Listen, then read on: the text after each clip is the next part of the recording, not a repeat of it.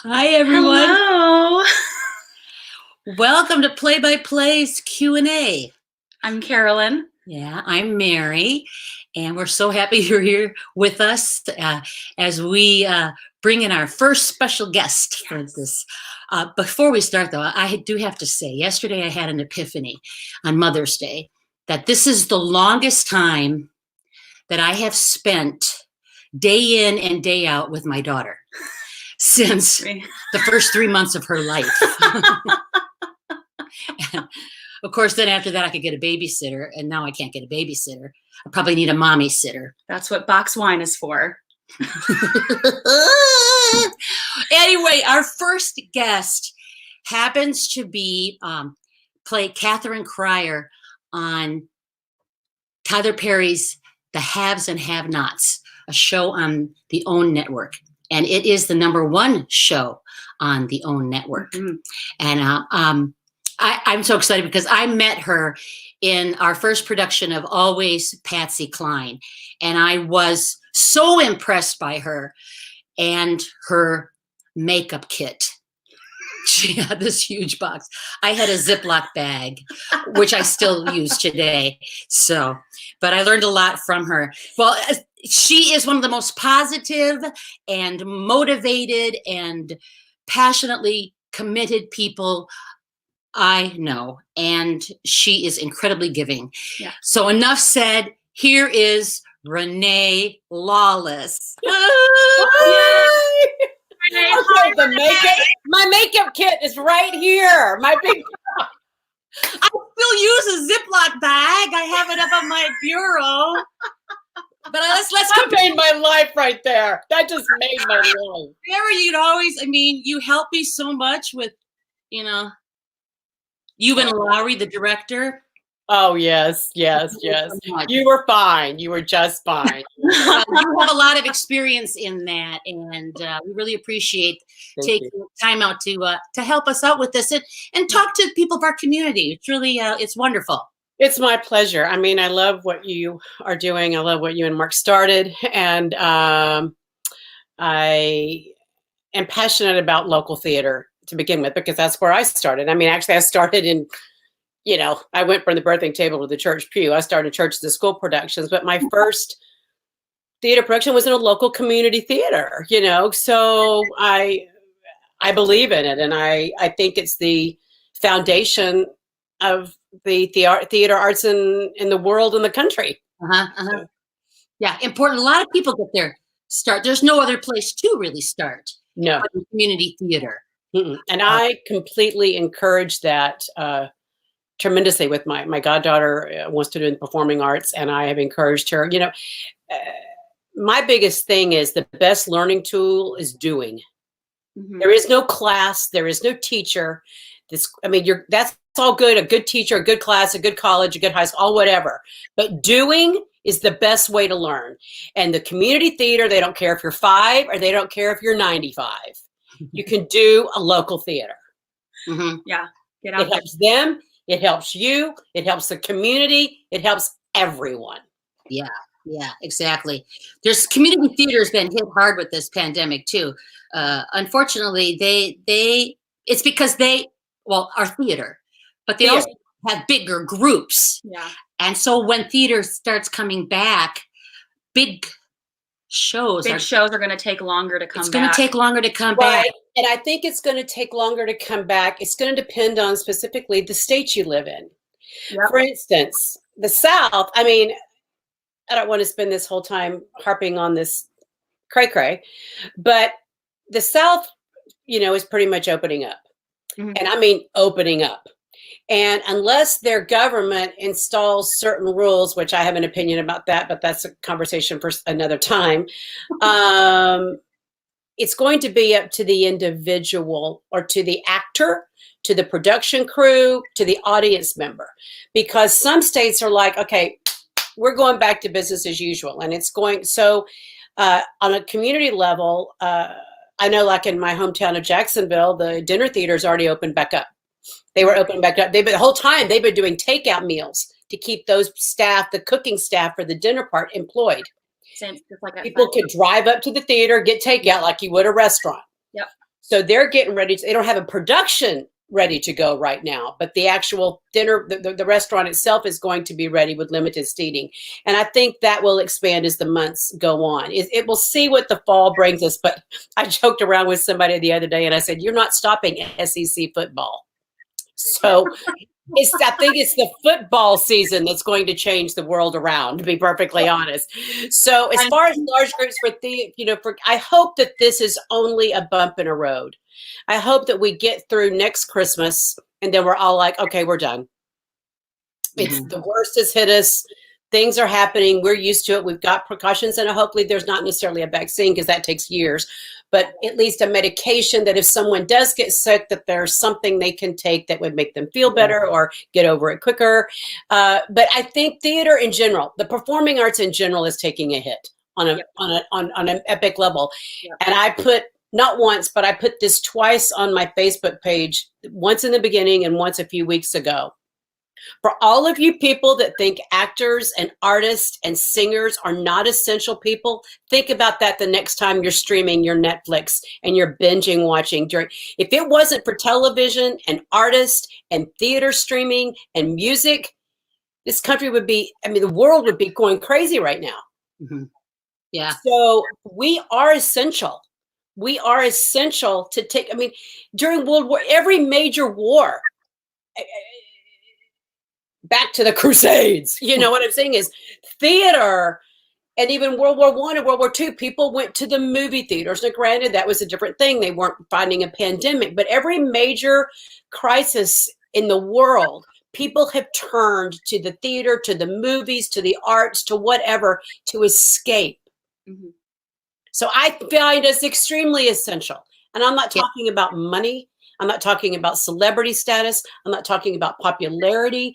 I talk about, for us as artists, it's our way of expression. Yep. For the consumer, it's their way to step into that and to step out of what they're doing and into another universe. Yeah, exactly. Well, you are hitting home with our viewers. And I have not, because I'm trying to look cute, I'm not wearing my glasses, so I just see this blub going on over here. So now that y'all see me sans glasses, I can now read all that stuff. Oh, look at my friends. I see all my friends here. And now the fact that there is no live theater that we can go to, there's a lot of stuff on the internet, which is a great way for people to study, who want to keep their craft sharp. Yes.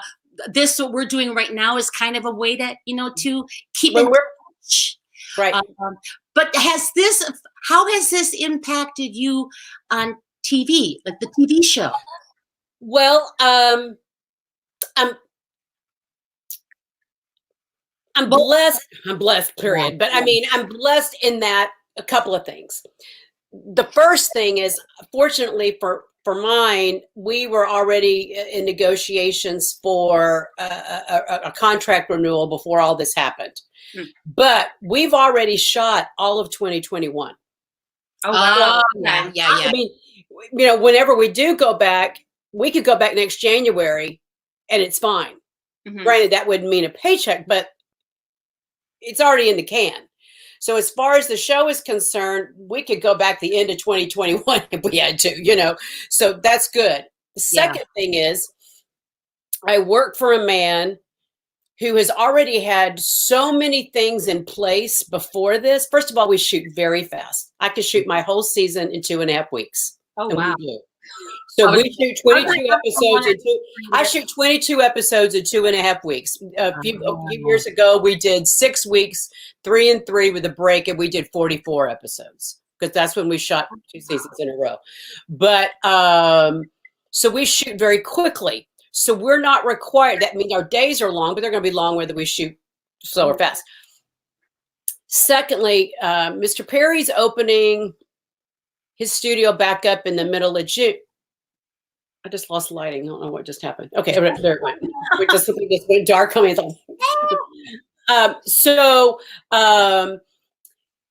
But he already, because he owns his own studio. Yeah. And so he owns it's a former Army base that had all these houses and stuff. He has his own backlot. our show, and the whole time I've been on it, it looks like we've gone everywhere because we're supposed to be based in Savannah. We never leave the lot. We have green screens for days. We never leave the lot. And when he makes his films, now when he's done his Medea movies, he has left the lot, but now not anymore. He's got houses and army barracks and stuff like that, that even a lot of cast members before all this were staying in on property. So when he opens back up, he's going to have the cast and the crew, everybody staying on property for 2 weeks, kind of a self-quarantine. He's going to have testing. He's going to have thermometers. He's going to have his medical staff there. He's going to have food brought in. He's going to have a grocery store, a pharmacy, all that. So he's kind of like the odd man out. So he is epically ahead of Hollywood. Yeah. Hollywood has none of that in place. This guy right here. This guy. 2 epics. 2 very epic Two people. epic people in our minds. The genius of the world. And you could get, people could give him the hardest time and he laughs all the way to the bank. Renee, do you, when did you start on the show? What did the show start? It's been 7 years now. Yeah. And I think we've got, here we go. we have the, One of the very There you first are, promos. yeah. Very first one. That picture was actually taken the first day on set. Oh, Second day my on God. set, I think. Renee, did you film in California? Because he now has his studio in Atlanta, yes? He's always been in Atlanta. Always. He's always filmed in Atlanta. He's on his, as soon as I say 3, I think it's his 4th studio. He started in a small little space and moved to a little bigger space. And then up until 2-3 years ago, we were at he converted the old Delta Airline office quarters, and that was his studio and soundstage and stuff. And then he bought Fort McPherson.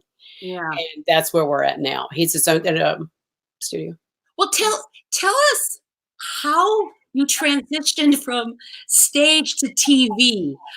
I mean, I think it's so fabulous because you are a go-getter. Thank you. You said, Mary, I'm going to tell you the short story. I'm going to shave so much off. It's going to shave so much off because the actual long story is so like, really? Yeah, no. We're going to shave it off. Basically, there is, and for everyone watching that is an artist, I have my hair all over my computer. I don't know what's going on here. Whoever's an artist, I want you to hear me clearly.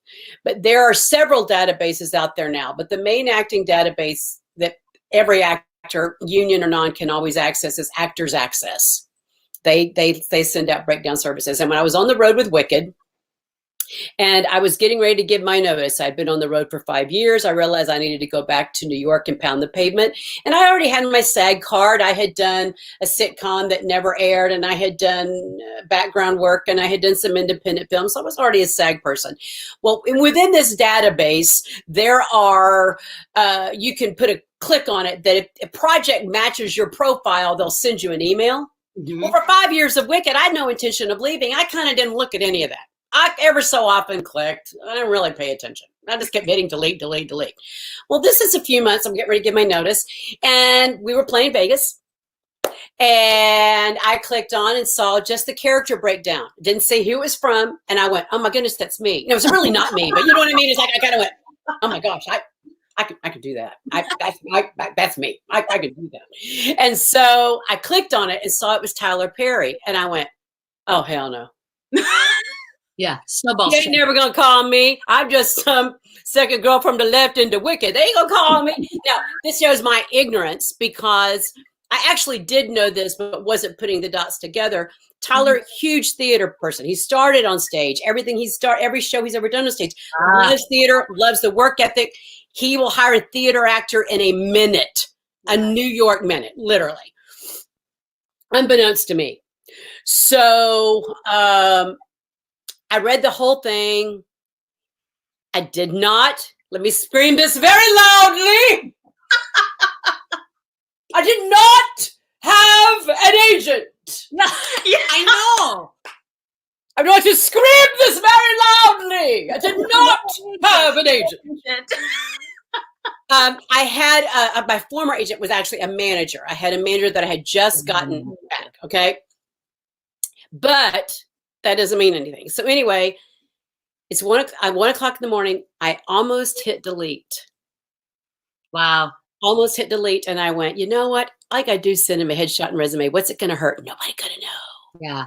Even though my managers are on my profile, nobody gonna know. And 2 weeks went by, and one day I get a call from my manager, and they said, "Have you checked your email?" And I went, "No." And she goes, "We just got a call from Tyler Perry Studios." Okay, note to self: don't be driving a car when your agent or manager calls you, because I almost wrecked the car. And long story short, they wanted me to submit an audition. It was a 5-show weekend. It was our closing weekend in Vegas. And I did it between a 2-show day on a Saturday on a flip camera in Clifton Davis's dressing room. He was playing our Dr. Dillerman at the time. In his 3x5, it looked like the size of a closet. And everything that you should never do on a self-tape, I did. It broke every self-tape rule. So it don't matter. Yeah. If it's meant for you, it don't matter. Okay. And about 3 days, I'm skipping so much, but we sent it in. And 3 days later, I get another call. Have you checked your email? It's a joke. It's, have you checked your email? They had given me an adjustment. So I had to go into a hotel room now and do another self-tape, all wrong. And then I didn't hear anything. And I thought, okay, that was a great thing. That was wonderful. And I'd already given my notice for Wicked. I'd already planned on moving on, going back to New York. And about a week before Christmas, I get a call to, would you fly to California for a callback? And I'm playing Honolulu, Hawaii at this point. Oh, that's right. You were in Hawaii. Yes.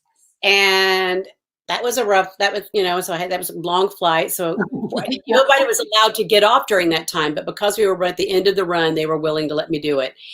And I went in, and the audition story is beautiful and unique. But let's just to say I was the last woman standing. And I kind of knew when I left that day, that was the only, out of the 5 Catherines they had flown in, I was the only Catherine left standing. And the casting director said, I'd be feeling really good about right now if I were you. And I'm leaving out some incredible stuff in the story, but I'm trying to. Yeah.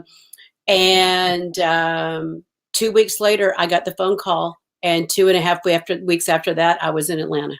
Yeah. Wow. So you gave up Madame Morrible for Catherine Cryer. Yes, I did. Oh my gosh. You know what? This phrase, that's your favorite quote, really says it all right here. It's, don't let the fear of striking out keep you from playing the game. And you did not press delete. Yeah. You did not. That was excellent. Excellent. Very good. So what do you do you when you're not filming, when you have this extra time, coronavirus or not? Right. Coronavirus, for instance, as soon as we're finished today, I have a voice lesson on Zoom. Even though he happens to be in California, he's also out of New York. So when he comes to LA, I go, and even if I'm in Florida, I have lessons with him, or Atlanta.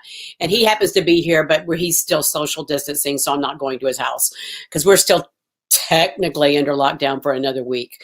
And so I try to study. The first thing to go was my voice. I feel like it's not what it's fine. But, when you're singing all the time, 8 shows a week, all the 365 days a year, and then you go and you don't, you just think it's like riding a bike. Oh, it's going to always be there. No, it's not. You have to really keep it up. So I have an excellent teacher. So I also still study. Robert De Niro still studies. Why can't Renée Lawless still study? I had a great acting teacher here, and I changed it a few years ago, and I have another one, someone I knew actually from Florida, that it's not really technique, it's more script analysis, but I still study, coronavirus or not. I haven't been able to do that while doing this. However, when the beginning of this happened, some of the casting directors, being bored half out of their minds, decided to do generals, which they never do, ever. So I submitted an old audition to one casting office as a general, just so they could put me in their flies. What's going on with this? And then in my office here, if that was turned around that way, I years ago bought a lighting kit. They're so cheap on Amazon. So don't say you can't afford it, because they ain't expensive. It's It's literally, I have 3 drops. I have a blue drop, a gray drop, a black, and a green. And I have a framework. I've got 2 big lights, 2 umbrella lights. I have the ring light. So I have a whole thing, and I had to do a self-tape about 2 weeks ago. So I set my whole office up. I did it on my camera, even though I'm just cramming. I don't really understand iMovie. And I put my laptop behind me, and I Skyped my acting teacher, and she read the lines, but so I could look at her face like I would be looking at a reader. And I had everything all set before I ever got online with her. So, and I'm not the only one doing this. I mean, normal self-tape is the way of the future, kind of, at least in this industry. I hope not so in theater, because I just don't think it's the same thing personally. But so I usually go to her office or other places and pay someone to self-tape. And when all this is said and done, I would continue to do that. But in a pinch, I have everything set up in my own home to do it. Mm-hmm. Sure. What you also do, one more time? You also do other things. Also do other things. Oh, so when I'm not acting, when I'm not acting, now that's business. When I'm not acting, actually, I'm in the middle of a lot. I've been saying I've been going to start my blog, Renee's Way, and the only reason it hasn't happened yet is because it went through a little bit of a change. I had done a huge pilot. I'm trying to pitch my own show. I had done this huge pilot taping last summer. I finally got a producer and everything, and we realized that wasn't really the way we wanted to go. So we've tweaked the name. Instead of being Renee's Way or the Highway, it's Renee's Way. It has a whole different feel. And literally the day before lockdown, we were in my home shooting the sizzle reel, and we got it shot before this whole lockdown happened. And we've been editing all along. We've been editing, and I just got the one of the raw cuts about a week ago. So there is a network, which I'm going to keep down low, that is interested, but it will be probably more on a app online platform at first, because the linear platforms, they need to be like these massive projects. They like, building a house or something like that right now. So I will get a stronger audience on a smaller, on the digital platform at first, because that's a whole new genre that's coming up, by the way, and very successfully. Mm-hmm. So that will start that way, and then potentially could move to a more linear platform. But we've already got a network interested in me that would, it's a really good name, and I wish I could tell you, but I can't. Well, but right now I hate writing, and I just got to write this stupid thing and get this website up and everybody who's listening will be watching. Right. So it's going to, the people who follow me on my Instagram or my Facebook page know that I'm a crafter. I've done a lot of Hallmark Home and Family. I do home decor. So it's a lot more of that, but a lot more people. And we're going to take it more to the thing of Ask Renee, in that I get asked 1,000 times a day, how do I do this? And I did a video actually for the sizzle reel where my voice teacher called me from New York. We videotaped a text because he's got a model of a larynx. Oh, sure. Yeah. Model of a larynx, and he had it in his window, and part of it had broken off, and he was saying, since I'm the queen of glue, since I'm like a glue aficionado, he had called me to ask how to fix it, and I'm giving him all this stuff on how to do it, and he went, that's what you should be doing, and I'm like, okay, whatever. So it's like, it's an avocation. It's a way for me to stay relevant. I think it's a way for me to do something that I enjoy, that I love. It's to keep me, to build a brand. Do I want to ever leave acting? No, I'm doing this purely to supplement or to add to, Sure. And I'm also dabbling into talking to some people about doing some producing. So we'll see what happens there. This is all, we don't know. Well, and I really believe that you are such a go-getter, and you're so motivated and committed. I procrastinate a lot, and I mean, you refuse to bake at home so that you don't eat it all. Now that's motivation. That's being committed. Exactly. I don't bake. I don't. And as a matter of fact, I've had more stuff in my home during this quarantine that's never here. But now look at where you are, Renee. When you started off, well, how did you started up in community theater, you said, and you did pageants, and you are a pageant queen. I think we do. We have a picture. Here she is. Look at that. Oh, to be that young again. Oh, to be that thin again. Oh my. I mean, and you've stayed active in the pageant scene, haven't you? I did for a while. I probably have been out of it for the last. Probably, I take that back. I think about 3 years ago, I was still judging, but when the system changed, when a certain female blonde news anchor, who will remain nameless, decided to take over the Miss America system, I didn't agree with all the things she put in place. I still don't. And even though she's not there, her cronies are still doing it. And although I've been asked to judge on a state level sometimes, which I don't have a problem with, I kind of, yeah. That's what I mean. You're committed. I mean, I don't mind helping people. If people I know who are going to compete, I still believe in it. Yeah. If people I know that compete in any system, I need help or want to judge or something, I'm more than happy. But I really haven't had any remote hands-on of any kind for the past couple of years. But you believed in the value of it. It does have. I do, and I did, and to still a degree, I still do. Yeah, we had a Miss America from Green Bay or De Pere, Miss Wisconsin, Terry Musin. Terry Musin. Yeah. Our claim to fame. But anyway, so that aside, then you do theater, which is how I met you. And then now you're into television. Can you, and screen and doing all these things now that they're all because of you. And you have these ideas like Renee's Way, the web series and stuff. And you do have an agent now, but are you able to capitalize on the contacts that you have?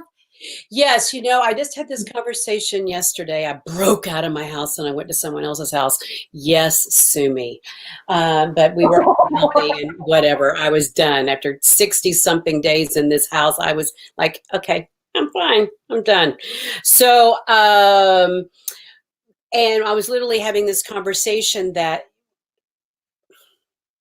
when I decided to live bi-coastally and come to California, and I had no intention of ever, quote unquote, moving or living here unless I had been asked to by a major network, And while doing the Have and Have Nots, I was staying in Atlanta because I had just gotten off the road with Wicked and I was still in Atlanta.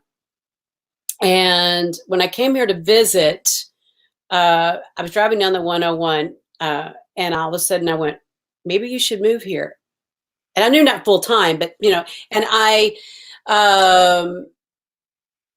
thought my whole idea coming here was to get to know casting directors and agents and meet all these people. Now, that's not to say that I got my agent here, and it's not to say that I haven't met casting directors here, but the contacts that I made in that arena have not been the contacts that I was hoping to have made. I'm still struggling there. It's difficult. That's all I'm going to say. However, I've met so many other people outside of that. The contacts with Hallmark Home and Family. I've met producers. That's how I got the executive producer who's helping me with my show was an executive producer of big popular talk shows for decades. So I'm sorry, I've got a scratch. So I've met some very powerful people, like they're powerful people, but they're not like in the middle, you know what I mean? In the middle. So it's interesting. Yeah, I met a lot of celebrities, but they're not helping you. You know what I mean? But it's interesting the contacts that I have made that I never thought I would make that have nothing to do with the reason why I came here. So that was a kind of a convoluted answer to your question, but I think you get the point. Yes. Yeah. So I had been able to meet a ton of people here, taking nothing at all away from the fact that I work for a very powerful entity. Now, I've never asked him for anything. Yeah. Mm-hmm. I've never asked Oprah for anything. Mm-hmm. And I don't know if and when I ever would. because I kind of want to go out and kind of prove myself outside of that arena first a little bit. Yeah. And they know I'm not going to ask anything of them, nor do they expect me to ask anything of them. However, because of the affiliation with those two people, a lot of people they know I've been able to meet. I mean, I had a question about a year ago when I was trying to embark on this whole maybe selling my own show type thing. And it's wonderful to be able to pick up your phone and call the president of a studio directly. And I'm not talking, I'm talking about, he was his president, the president of Tyler Perry Studios. And I called her assistant first. I made an appointment to talk with her. And then I prefaced it had nothing to do with my show. It had nothing to do with Tyler Perry, and it had nothing to do with the studio. I just needed some advice. But I did it professionally. I didn't just pick up the phone and go, hey girl, how you been? No, I literally made the appointment, set the phone call up and did it. And she was so all into it. But I don't presume because I work for you or because I know you or I might have dinner with you that I can do that with them yet. Does that make sense? So absolutely. I still think we need to, I don't want to say, you can be assertive, but if you always present yourself in a professional way, in other words, by me calling her assistant, making an appointment, I was doing it what I would do if I was calling the head of Paramount or Warner Brothers, or you know what I mean? So it doesn't matter. You have to really believe in yourself, and you have to do the work before you can even think about asking someone else. Exactly. And I had a lot, before I even picked up that phone, by the way, I had my old pilot in the, I shot it last summer, and it's still good. It will eventually, segments of that will essentially go online. Yeah. But I hired a crew. I had a camera crew, a lighting crew. We built sets. I shot 2 complete talk show type. I thought I wanted to do a talk show, and it's a long story, which is just technical, but I'm not. But I hired a studio. I had a studio audience. I didn't hire them. They all just came. I put a notice out, and they booked out in 20 minutes. We had to shut it down. But I had a studio audience that sat there for almost 10 hours of taping. Wow. And I had put a set in place. I mean, we had done it as if people were coming by the studio that were doing something else in other studios going, when does this air? They thought we were the real deal already. And we changed it all around, and it's too bad it's never going to air, but it was a good learning experience, you know. Well, you know, you've always been a person that I've thought never lacked confidence. Well, I don't know. I sit there and have a lot of, when the cameras ain't rolling, I sit there and go, oh no, I can't do this. Oh no, oh no, oh no. I mean, I trump out all the time, but I have an extreme faith in the Lord. My faith in the Lord Jesus Christ is what has sustained me. It's the only thing that's kept me going during this whole cray-cray. Yeah. And that's why I haven't been going cray-cray during this cray-cray, because you can cray-cray.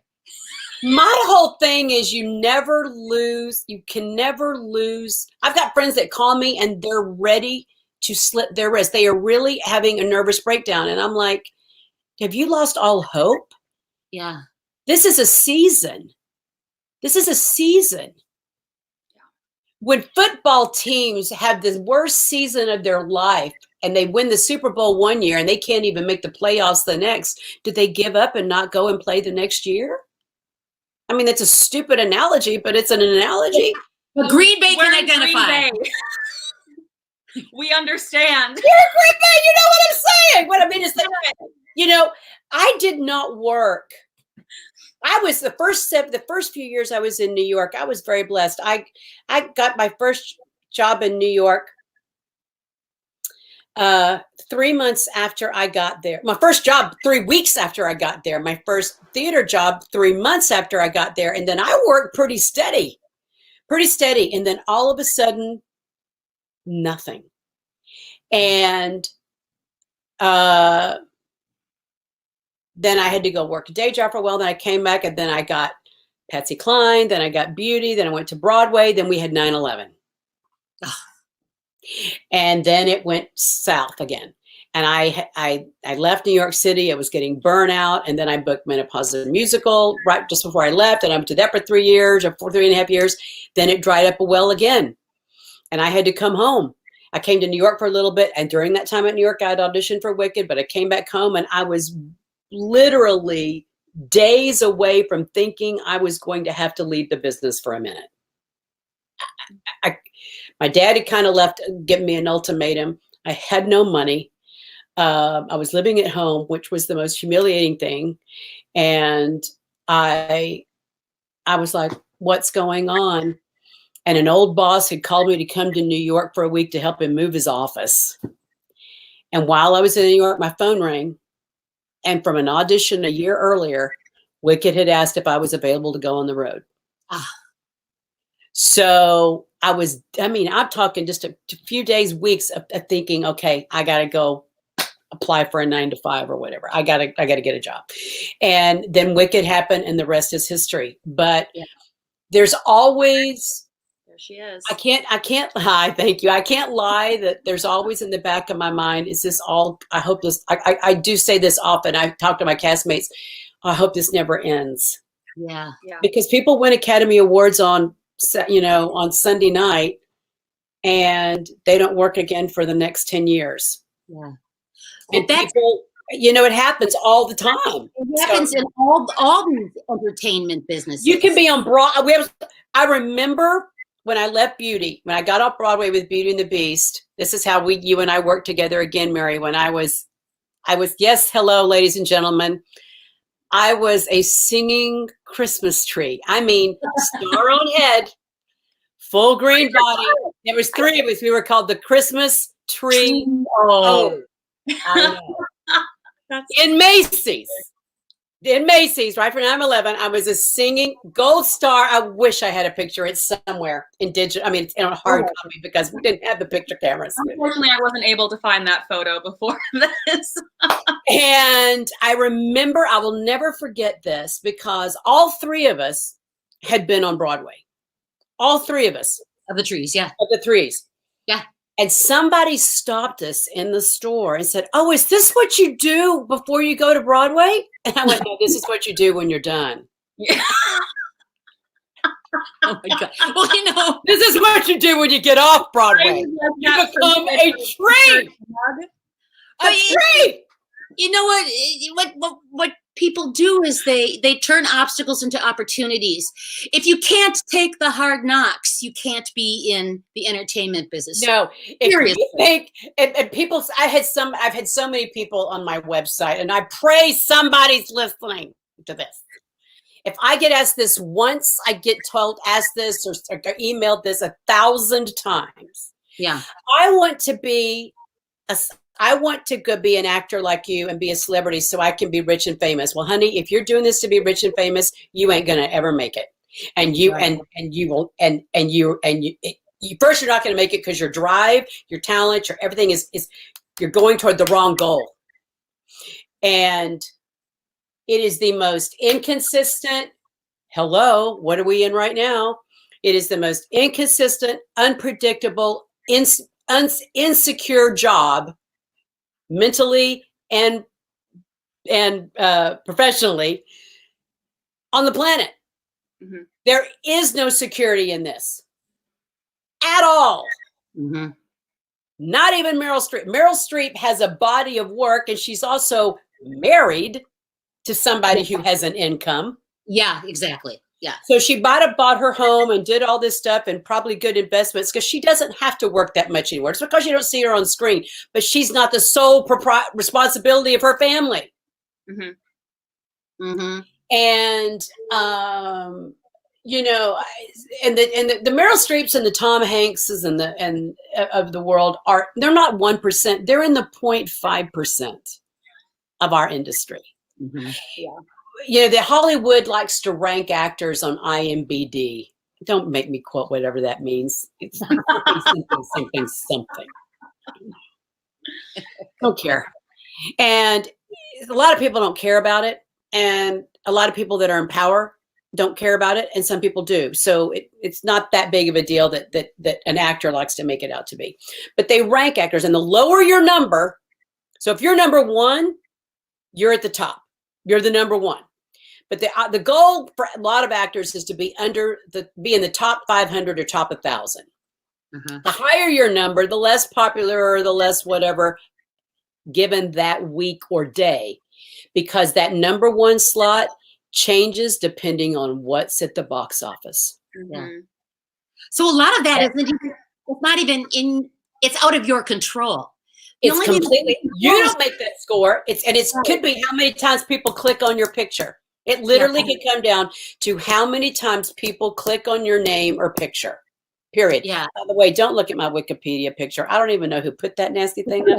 Oh my gosh. I didn't even do that. And I'm like, I looked at that the other day and I'm like, what is this? And I don't even, and it's kind of like Facebook. There's no someone you call. I'm like, how do I change that? This is the most. I have a Wikipedia. Well, in German. It's all in German. It's all in German. Who did that? It's all in German. Put Mary Ellen on in German. Very wrong. random. So what I'm saying is, and Hollywood is an illusion, and I'm using Hollywood, not the physical place, but the Hollywood of, we think that because this actor's on a TV show, she's rich, she's famous, she's got servants, she's got all this, that, other. Or we think because they had a TV show that they're fine. Well, all TV shows pay differently.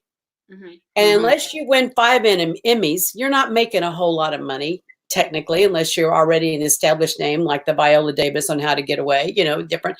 And a lot of it goes to the top and trickles down, especially in films. And it's an illusion. I will say it's been interesting meeting a lot of celebrities out here. And you think when you meet them that after you meet, they must like, and they're just as real and down to earth and not knowing how something's going to get done as you are. Yeah. Sometimes they're like, I can't fly business class. I got to fly coach. Steven Tyler, Aerosmith, flies coach. Okay. My mom would always say, well, I'll say it in a better way. You don't think they have to go to the bathroom as well? Of course, we all get up and we put on our pants the same way. Yeah, exactly. And we all have issues. And it's actually because I've been fortunate in certain arenas to rub shoulders with certain people in a party or something.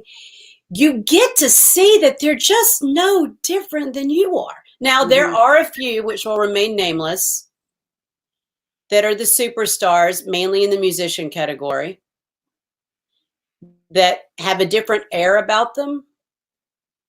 But for the most part, I remember years ago, Oprah did a huge tour all over the country. It was Oprah something tour. She just did one, but it was nothing like that. This was about 4 years ago. And she was doing Atlanta, and I was in Atlanta at the time, and I had gone to see it in San Jose. And because I was on her show, I had a backstage pass and all that. And she had a moment for some VIPs so you could have a little photo op with her or whatever. And before that photo op happened, she was just kind of walking around and she saw me, and she always calls me Catherine Cryer. That's what she does. She doesn't say her name. She goes, Catherine Cryer. That was it. That was the picture. You're saying it in this picture. That is the picture. Anyway, so she had already been doing the whole thing that night or afternoon or whatever. And she walks up and she leans to me and she goes, girl, I shouldn't have worn these shoes. Now, yes, I remember that because she whispers in my ear and she goes, my feet are killing me. I should not have worn these shoes. And I'm laughing in my head, like how many people can say Oprah just said, I shouldn't have worn these shoes. Right? Yeah. So now fast forward, this is so funny. I went the week before the shutdown. She was doing another thing here in Los Angeles. And literally at the 11th hour, I got a pass or a ticket to go. And I don't think she knew I was going to be there at the last minute. And that was the show that she tripped on stage and fell off her shoes. I don't know if you knew that, but she literally fell over her own feet and bit the dust. And she took them off. She was barefoot. She goes, why haven't I been wearing tennis shoes this whole time? And I'm going, right. So what I'm saying is Oprah falls. Yeah. Oprah falls. Oprah's feet hurt. Yep. She's just like us. She's just like us. Yeah. Not totally, but she is. She She's pretends, on a little bit of another level, but you know what I mean? She's just like us, you know? but in that way, yeah. Right. And it proves that I mean, not that I know her, but Well, I don't have her in my phone, so you know. I mean, no, you're not. But just like everyone, they start from just who they are. I think it was recently I saw she had been fired from her anchor job, but then they put her on a local talk show. You know, it was stuff that she hadn't planned on doing. She had planned to be a TV reporter. She had planned. You can only plan so much, and then what happens? I mean, look at you now. Do you ever just say to yourself, pinch me, I can't believe this is real? Oh, listen, I'll give you, for instance, that's happened many times. But 2 years ago, a castmate of mine, the guy that plays Aaron O'Connell, who plays my son, and I haven't have nots, got married, and he got married in Italy. Well, I'd always wanted to go to Italy, and I was going to plan a trip. So I'm like, I'm just going to go fly to Italy for his wedding, and then I'll just make that the vacation and tour Italy. And the picture of me and Mr. Perry, that's literally at that wedding on Lake Como. Oh. And a number of us, not the whole cast, but a good portion of us were able to fly there for that. And it's literally at the wedding was outside on the property, and the reception in the house of, if you've ever seen any of the Ocean's 11 movies, and the guy who's always the French thief, and they always have the top of it. It was at that house. And there was a scene from the Casino Royale James Bond movie that was, I mean, no, that was a different house. But I mean, there's several movies that this villa has been used for. So we're inside, and we're sitting at the table, and I'm not only sitting at a table, I'm sitting at the table next to the head table. And it's just a round table, and we're sitting there, and I've got a couple of castmates, but I've got my dear friend Crystal Fox sitting next to me. And we just sat down at the reception. We'd already had the cocktail hour of life. I mean, we all wish we had this wedding. I'm just going to say. And I'm sitting there, and I began to cry. I just started weeping. And some of the people here would go, Renee, are you okay? And Crystal's sitting next to me, and she grabs my hand. She goes, I know. I know. And it was like, I always said if I couldn't have that kind of wedding, I wanted to be able to go to one. It made me cry. And it was out of an In Style magazine. I mean, I thought if I can't have this wedding, can I at least just attend one, you know? And I was attending. And not only was I attending, I was at the table next to the head table. I was staying at one of the hotels. I mean, I was staying at a Sheraton. I was going to spend the money on that. I was going to stay nice later. But I mean, I was in Italy. Yeah. I mean, you can't A couple plan. of villas down from Mr. Clooney. Yeah. And that was the moment that I go, oh, I hope this never ends. Yeah. So I was crying, and there have been many times I've cried. I mean, I still pinch myself. I never take any of this for granted. Uh-huh. And I have to say, there's always in the back of my mind, this could all be taken away tomorrow. Yeah.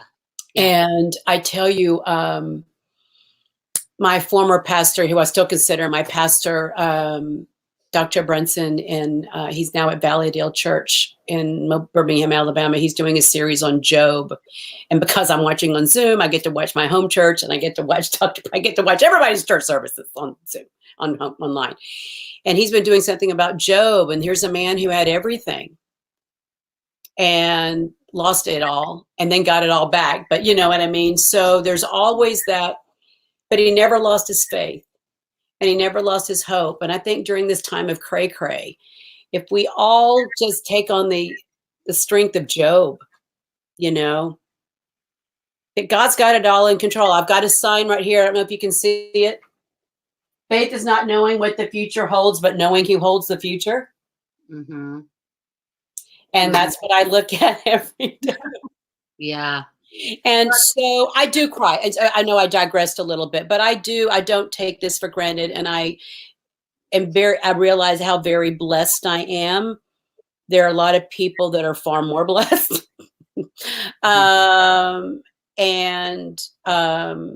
it wasn't. Doesn't mean I don't have doubt. Please do not misunderstand. I have a lot of self-doubt, but I try to make sure, since I know my acting isn't secure, I've got to find other ways to supplement my income. Hence the performing. So performing, whether it be on stage, I always tell people too that Broadway isn't a career; it's an opportunity, because nothing lasts. Nothing. I would kill to do a play again. I would kill to do a play. I asked that. We did. I think play-by-play theater needs to bring me in and do a play. Oh, because somebody asked if would you ever do a play in a minute, in a New York minute. As a matter of fact, I auditioned for something about a year ago, and I didn't get it. Stupid. Oh my gosh! Well, you know, if you audition for play-by-play, there's a good chance that you would get in. I'm sitting here. I auditioned to Ursula in Little Mermaid. They are me. I already had somebody else in mind. You just have to keep me posted on your downtime. On my what? Downtime. My downtime. I'm down right now, buddy. Because you know what I think is in the buzz in the business is that smaller shows are going to be able to function probably more readily than the large musicals. Now, play-by-play generally does smaller shows. Right. The largest we did, I think, was. I don't think the smaller markets. Now, there's a lot of the professional smaller markets, like they just announced that the Guthrie is not going to open again until next March, which is sad. Yeah. And I do know that a lot of your smaller things are taking a small sabbatical, but I think the smaller theaters are actually going to make a resurgence. Yeah, I believe. For people from bring Renee to Green Bay. So whoever Elizabeth Jolly is, bring Renee to Green Bay. Bring Renee to Green Bay. Bring Renee to Green Bay. Hashtag no less. Hello. I'm looking now. I'm finally reading all this stuff. I got the people from my college, Whittier. Okay. I've got Marianne and Boston. And oh my God. And I think I have Barbara and Renee, you are such an inspiration. I feel so fortunate to have you in my life, and I'm not to you share. are the single most talented female I have ever met on the entire planet. What was that? And she's met Oprah. Exactly. You, Mary Ellinger Silverberg, are the most talented female I have ever met on the entire planet. For all of you out there who are watching just me and have never met these people, let me educate you a little bit. First of all, Carolyn Silverberg has her doctorate in Shakespeare. Just a master's. Just a master's, dear. Don't get master's, whatever. In Shakespeare. So she's fabulous at Shakespeare and she's passing it and all this. But Mary plays, pick an instrument, she plays them all. There isn't an instrument she doesn't play. Well, like she's a phenomenal music director. She's the funniest human being ever. She's a brilliant actress. She is a writer. She has written songs. Move over, Diane Warren. Just come home, girl. And Roger Harrison. And so a lot of the commercials. So these people are not chump change. Yeah. I'm just telling you all that. I have known them. And another shout out, talking about ups and downs of your life. Yeah. Yeah. Yeah. When I came back, before I got Wicked, I came after when I told you I came back to New York for like a year before I thought I was going to give up. I was renting a room from somewhere, or staying somewhere. I had broken up with my boyfriend, and I found myself, I call it homeless in New York, in that if I wasn't homeless, I could have gone back to Florida. I could have gone to home. But I was in a not healthy situation, and I needed a place to live. And I called Mark and Mary, and I just happened to be telling them that. And they're like, and Mary's like, you're coming to our house right now. And they put me up, and I stayed for several months in their living room. They housed me in their home. They have fed me countless times. And I adore these people. They are wonderful. And I would do this over and over again. And you help. That's it. We are theater family. It's and everybody. Theater is a family. No matter whether we do community theater or Broadway, we are family. Or you're on television. It's fabulous. I have to ask you one more thing before we go during this coronavirus thing. Okay. Do you make your own mask? I saw a picture of you with this beautiful. Everybody has been asking, are you making masks? Okay, I have an opinion about this. Okay, first of all, when this thing first started, we didn't have to wear masks if you were healthy. And I still don't think you don't want to know my opinion on this, but I know you have an opinion though. Yeah. So I don't think if you're healthy, I don't think you need to be having a mask. If you're compromised, wear a mask, whatever. Anyway, so I didn't jump on the mask train at first because I thought we didn't have what it's become.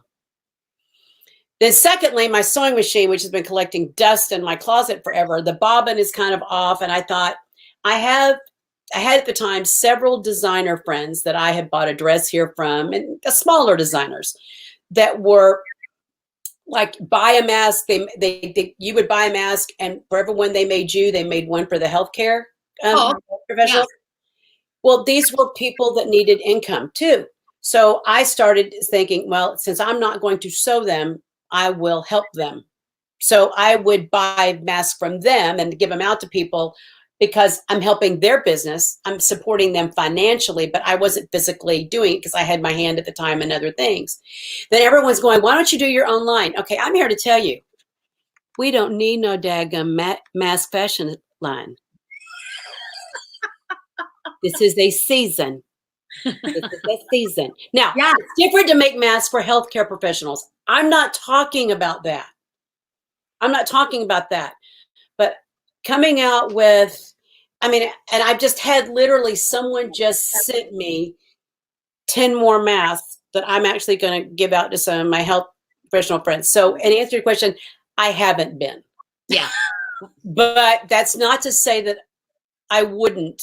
And I think by the time it started becoming a thing, I wasn't set up to do it. And by that point, everybody's doing it. And I haven't. So it's not that I don't care. It's not that I haven't, but I've been helping on a financial level, not on a physical level. Fantastic. Yeah. That being said, I'm going to an event in Texas in July, because so far it's still on, and it's going to have a large amount of people. So I'm sure there's going to be, and a lot of them are going to be older women.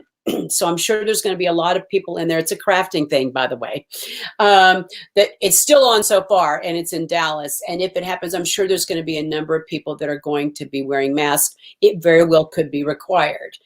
So I happen to have some old fabric that I've been wanting to make an apron out of. It says crafting. I'm such a crafter. I sweat glitter or something like that. So I was going to make masks out of that fabric to take to this. Love it. Event. So, yeah. So, no, I haven't been making my own masks, because people have been lovely doing it for me. Yeah, that's nice. Well, you are so inspiring. You are such a kind person. Oh, sweet. People are saying you are. Catherine can come out. I'm here to tell you. Oh, look, you're really good as Catherine. But I can bring her out. When you mess with me, I can bring her out really anytime I want. She's pretty naughty and nasty, but sometimes really nice. I mean, when you get those emotional, oh, Yeah, I don't consider her to be, well, naughty, yes. I don't consider Catherine to be nasty. no. I consider her to be powerfully done. She's a very, very, very, very powerful woman. Yeah. And she has come to the place in her life where she's done. Yeah. I know, it will not take anything off of anyone. And everyone should be kissing her feet for all that she's done for them. Yeah. And she's tired of taking the BS anymore. So she Yeah. can come across a little bit of something. If you know what her background is and what she's put up with, and she, she stands up for pick a community. She doesn't want racism. She doesn't like racism of any kind. She doesn't like, prejudices of any kind. And I love that you're bringing Renee to that character. That's what it sounds like. That's what's really good. I bring her a little bit. Renee's got a moral compass that Catherine lacks. Yeah.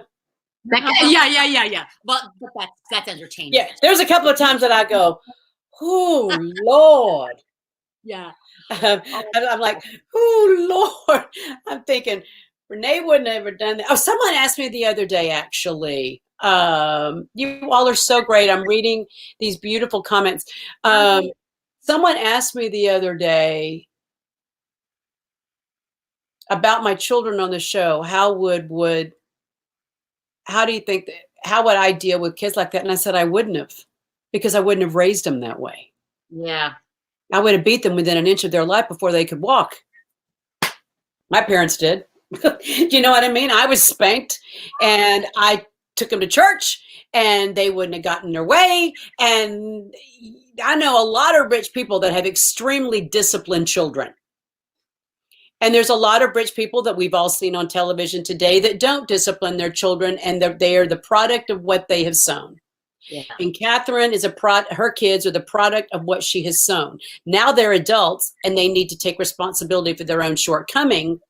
But there's something to be said about lead them in the way they should go. Yeah. So be disciplined, everybody. I remember two young people that were disciplined in my presence. One Carolyn and one Matthew. I was a great child. I've known them for a very long time. And Matt is nice now. Well, anyway. Shout out, Matt. He's watching. Matthew, I love you. Always have.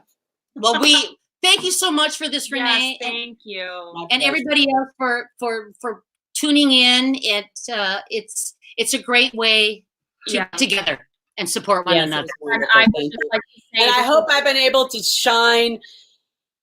I hope I answered everyone's questions.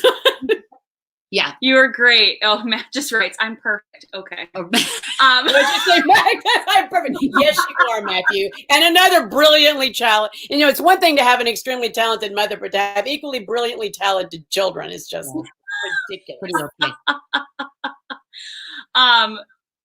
Oh, people are loving this. Thank you. Yes, thank you, Renee, so much. And I want to say this actually while you're still on, because you talked about how you were helping with the masks financially and things. How just this whole situation, like we've been saying, has just devastated the performing arts industry. And we know times are tight for everybody and all of you and us. But I mean, if you're able to, we invite you to reach out to your favorite local performance group or theater company or artist group and make a donation if you can to help sustain the arts during this time and help them to open the door once they can. Absolutely. I want to do a definite shout out to Play by Play. It's a phenomenal theater company. And if you have a local theater in your community that you have or have not supported, no pun intended, please do so. And I can totally attest, friends or not, that this is a good theater company. I mean, I also have charitable organizations that I work with, and I'm helping out my kids, my family legacy in Africa. I've now become a champion for them to get these kids sponsored because I can't go to Africa. So and we're helping a coronavirus relief over there. it's not nearly like it is over here, by the way, praise Jesus. But Mhm. so yes, I do encourage you to, if you feel the need to help play by play, please do so. This is not a shameless commercial. They have not asked me to do this. Well, we I'm doing it. Yeah, But whether it's play by play or another theater And- art program, Yeah.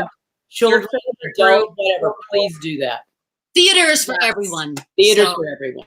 pick it up. Oh, I love you, Renee. I love Thank you, honey. Whoa. Thank you. Hi, Barbara. I miss you too. And Carolyn, yes. Look, she just renewed her Broadway Jacks tickets. Good for you, Carolyn. But they canceled 2 shows so far, but whatever. So Just keep the supporting the arts going so that. and I got my friend Marianne Sal. She's up in Boston-ish area.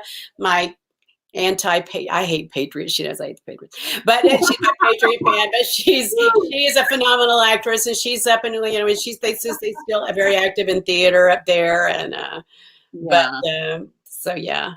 All right, Renee. So the consensus is we have to get you here to do a show. Yeah. Yes.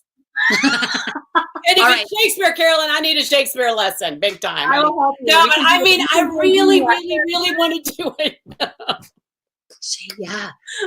If we've got nothing now, we've got nothing, but we have time to think. Yeah, we have time. Time. All right, honey. Okay. Love ya. Good to see you. Love you guys. Thank you so much. This has been such a joy. Thank you. Do I hit a button somewhere to sign off, or do you sign off? I don't know what to do here. Oh, I'll take you off this. Okay. Hugs, hugs. Mm. Thank you to Renee. Thank you so much for joining us. We will be back here tomorrow, same time, same place, with our next guest, Jessica Tyler Wright. Thank you very much, and have a great rest of your day, everybody. Bye, everybody.